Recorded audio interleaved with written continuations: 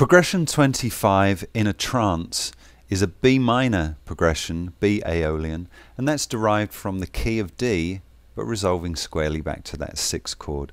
Now I've utilized 2 minor chords in this progression, and the first one being B minor 7 with the flat 13, which as we know is also a flat 6, and then the 2 chord, the E minor with the major 6 on it, okay, which is our characteristic note on the Dorian, the 2 chord.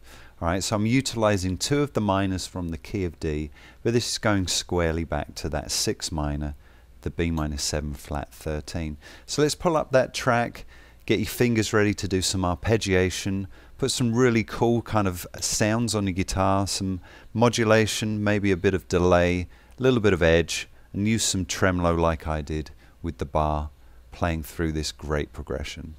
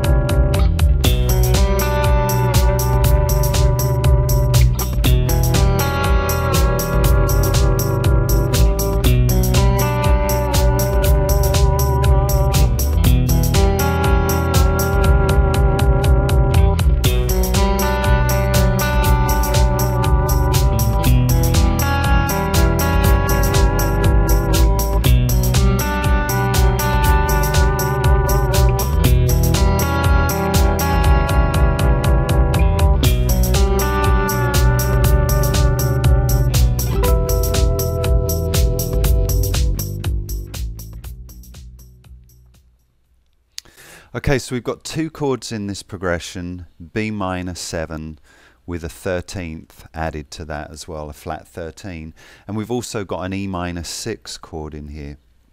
Now looking at the notes in the chords, we could determine that this could be the 6th chord in the key of D and the 2 chord in the key of D, and further adding the 6 to that E minor is giving me my major 7 against my D. So I'm going to assume that we are squarely going back to the 6th chord in the key of D, which is our B minor. Now let's take a look at the voicings.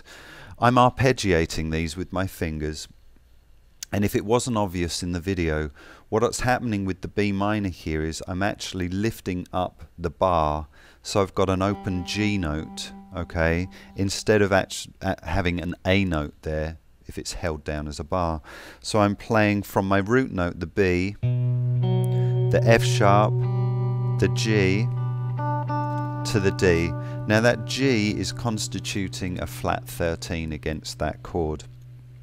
And as we know, the flat 13 or the flat 6 is going to be our characteristic note of Aeolian as well. So that's kind of cool that we've got it in the chord, which is sometimes pretty unusual, right? So we've got a nice voicing here. And I'm letting those notes all ring together and then using the tremolo bar just to put some ambience on the effect of it as well, okay?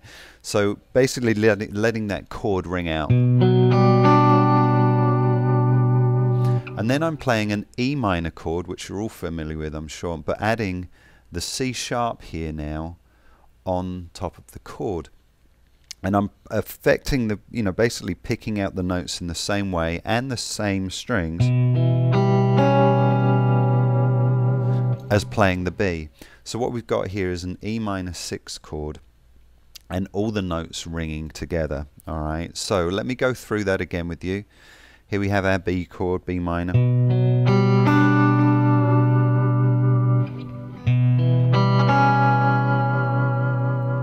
It's got a very mysterious kind of sound by adding in that flat 13, which is a flat 6, and adding this major 6 against the E minor is giving us that really, really cool, Aeolian, Dorian, Aeolian, Dorian kind of thing happening against our progression. And of course you heard me play a few variations. You can go crazy with this stuff. I could start arpeggiating through,